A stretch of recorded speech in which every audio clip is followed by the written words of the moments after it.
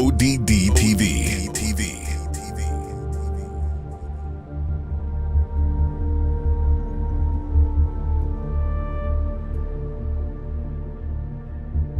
So I recently watched this movie called American Satan. This film was made by Sumerian Films, which is also Sumerian Records, a record label with many artists under its belt. Anyway, this movie was about a young rock band called the Relentless that drop out of college to move to the Sunset Strip to chase their dreams. These kids live out of their van while hunting down live venues to perform their songs and make themselves known. Struggling from day to day, they keep running into an enigmatic old man that says strange things. First, when they arrive in California, John 7:24. Stop judging by mere appearances, and instead, judge correctly.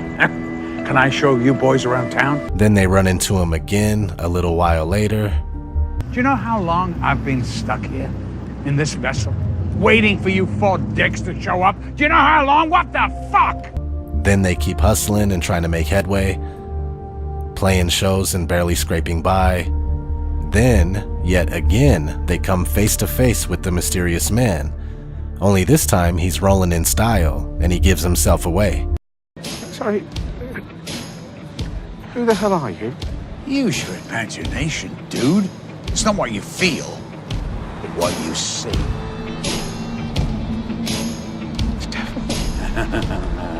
Whole devil worshipping thing's all fake. It's just shock value, tongue-in-cheek marketing gimmick. Oh, you know, let's ask Vic's Bible-hugging mom, huh? Shall we? Anyway, let's go on inside and have that drink. They go inside to sit down and have drinks and talk business. This is my favorite table. Done a lot of business at this booth. Oh, come on, guys. You don't actually believe this fucking bullshit, do you? Yeah, I mean, why us? Because I believe in you. I know you came out here because you know what you're capable of. So do I. Pop stars, they're the ones who influence the masses. We're just a rock band. Pop stars are so fucking boring. Anyway, I've got most of them. Like who? Jay-Z, Empire State of Mind. I love that lyric. Jesus can't save you. Life starts when the church ends. And then his little protege, Kanye.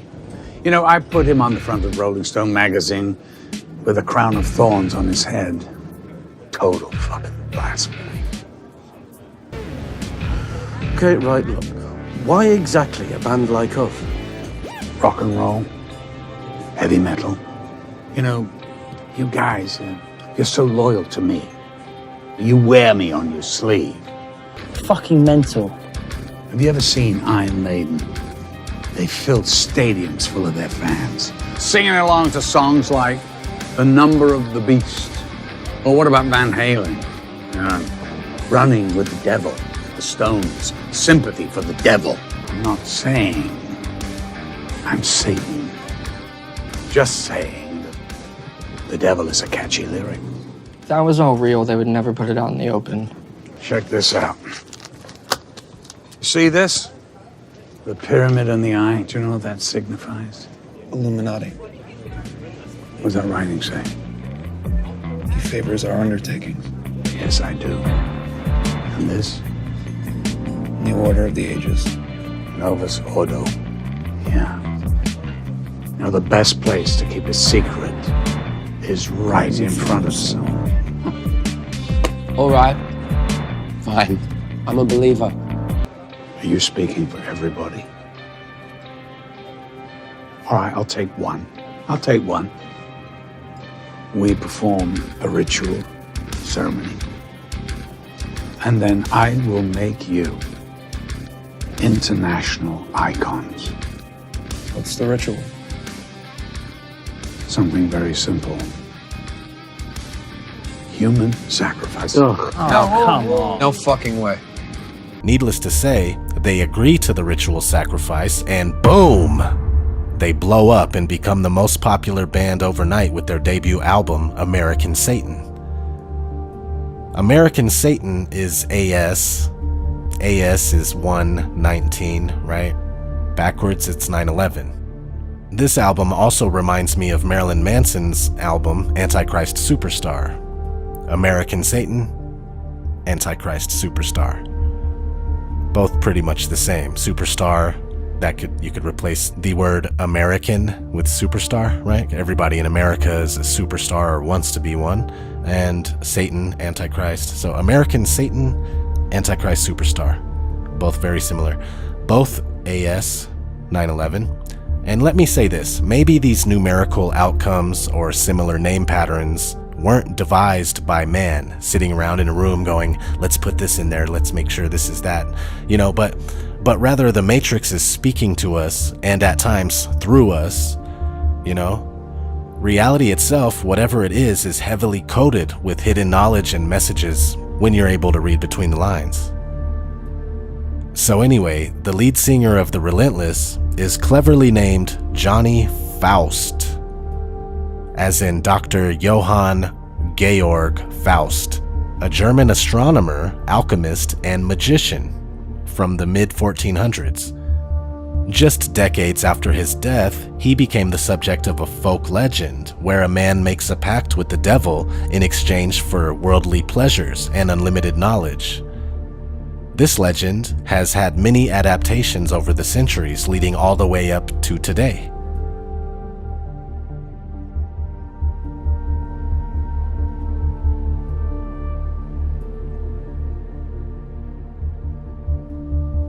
In fact, there is a 1994 Faust movie by Jan Zvankmajer. On the cover for the movie, the Faust character is using his hand to cover up one of his eyes. Very interesting, right? Being that we constantly see this among famous people, Hollywood icons.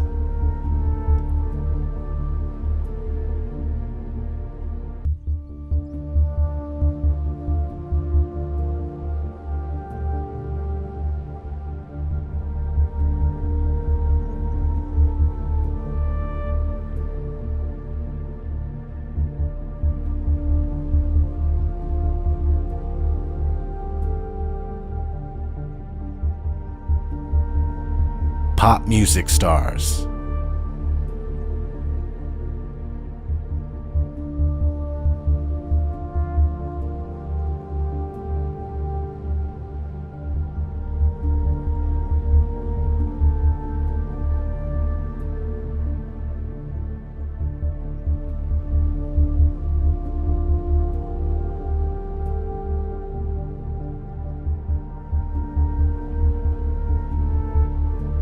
The fashion industry.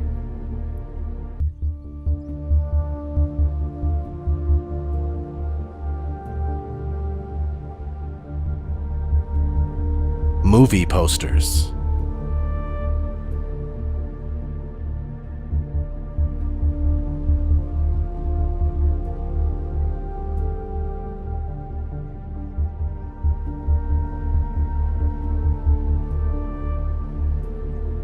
Movie covers. Album covers.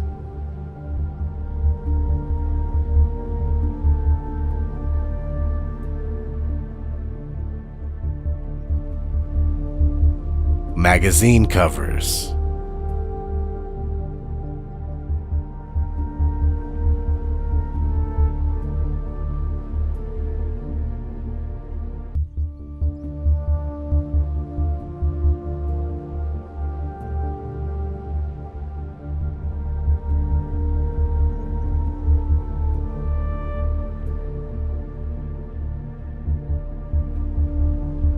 Music videos.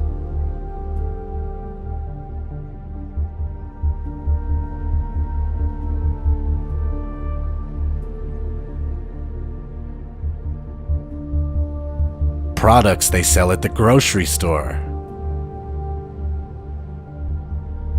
Ads for department stores. They even have the Einstein brothers doing it with bagels. And the list goes on and on. I could easily make a 5-hour video with how much of this stuff you can find. I'll admit it sounds funny and it seems completely ridiculous and unreal, but it's exactly like the man said on American Satan. The best place to keep a secret is right in front of someone.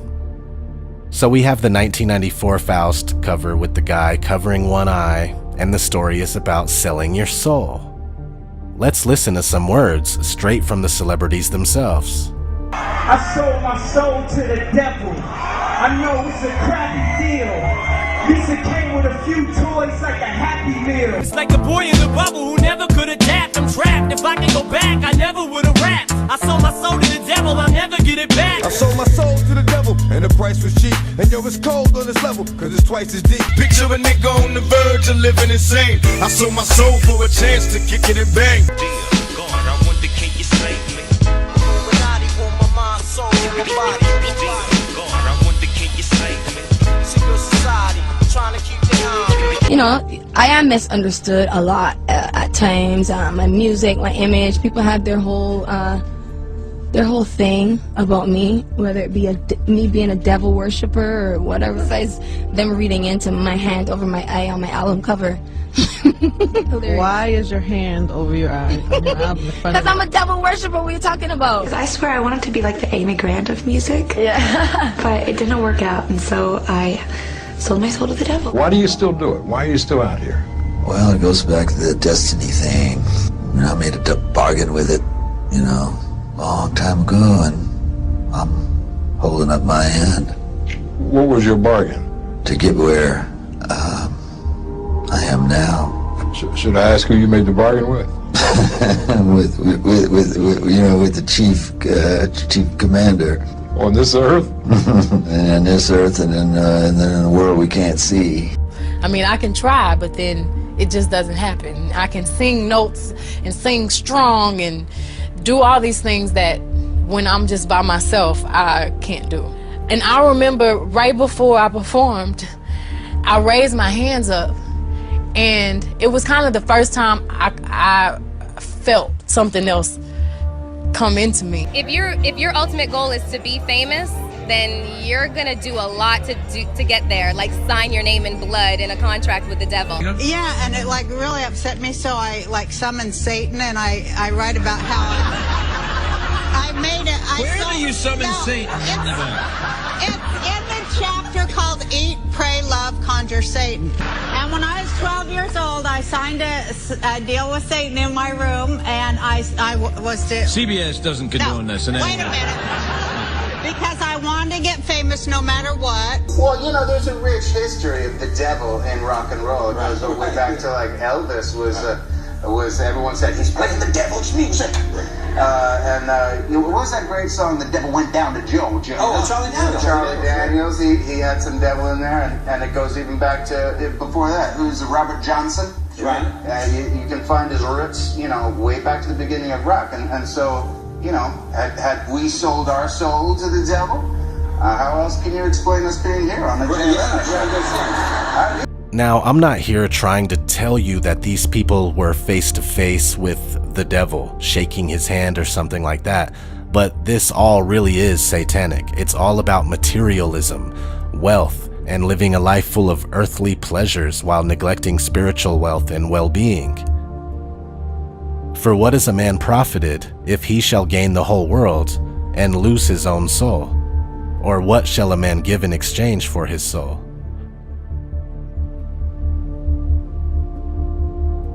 Satan is the god of this material world, and we are always under attack, being deceived, misled, manipulated, and tempted. This is why people celebrate Christmas, and we exchange material on Christmas and spend money. It's all about the one eye. This is why people that sold their soul for fame and fortune cover one eye. And this is why we have an all-seeing eye on the back of the most circulated currency in the world with the phrase, "In God we trust." It's not the God you were thinking of growing up, But like I was saying, forget about a red devil with horns, as that is only a symbol of the darkness that tries to influence people from a different plane of existence. Let's listen to some of the words from an interview with rapper DMX. And then I remember one day coming from the studio at 6 o'clock in the morning and pulling over on the highway. We like 4 cars, you know, just to watch the sunrise. And it was at that point that I fell in love with Arizona. I said, you know what, this has to be God's country. You know, because I'd never seen anything as beautiful as that sunrise. Then I met the devil in God's country. You know, and it's not so much who, it's what, you know, what happens and the things that the devil does. It's not so much a person, even though he acts through people. You know, you can't call one person the devil. Joe Arpaio? You know, you can't call any one person the devil. You can't do that because no one person has enough power to be the devil. So you see, that gives us a little bit of insight right there, you know? The people you deal with, they're all influenced. It's all influence. For we wrestle not against flesh and blood, but against principalities, against powers, against the rulers of darkness of this world, against spiritual wickedness in high places. Rock music, and music in general, has definitely been guided and controlled by spiritual wickedness. It's obvious.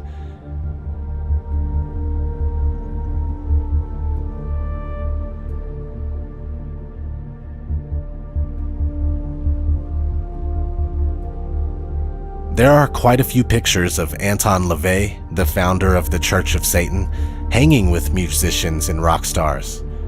Sammy Davis Jr., Marilyn Manson, King Diamond, etc. Rock music has always paid homage to Satan, and it's never been a secret.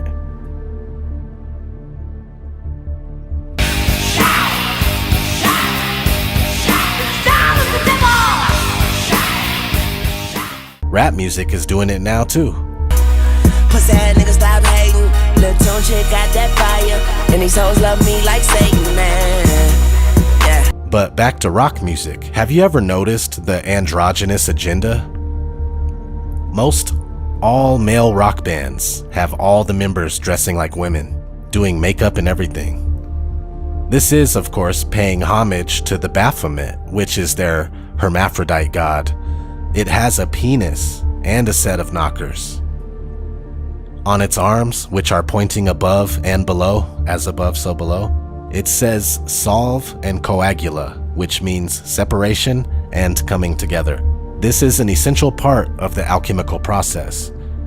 What's funny is that the guy that plays the vocalist for the Relentless on American Satan is the vocalist for a real band called Black Veil Brides, and they dress up like women. It's getting crazy. It's either like they are guys dressing like women, or they're women, they really are trannies. There is a huge transgender agenda going on where people that you would never suspect of being the opposite sex are actually the opposite sex. They're trannies. They were born and bred to be trannies, and this happens very often in Hollywood and, you know, the music industry, which is a part of Hollywood for the most part.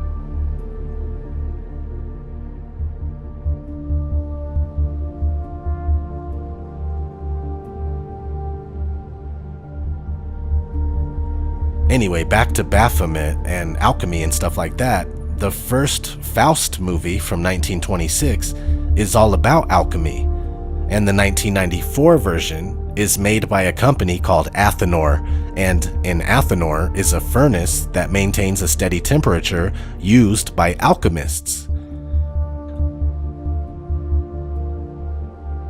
Another interesting aspect of rock music is backmasking. Have you guys ever seen Little Nicky? I'll play a clip real quick. But wrap your minds around this, gentlemen. Oh, no. Chicago. I love this song. I command you in the name of Lucifer to spread the blood of the innocent. Oh my God, Chicago kicks ass. That was awesome. See, and that's comedy. People laugh and stuff, but this happens in real life. Stairway to Heaven, for instance.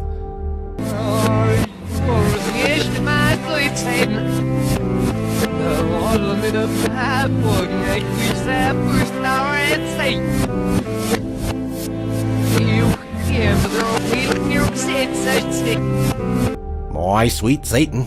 Can't make this stuff up. On the Beatles album entitled Sgt. Pepper's Lonely Hearts Club Band, Aleister Crowley is present in the collage. And Ozzy Osbourne has a song dedicated to Crowley. Mr. Crowley,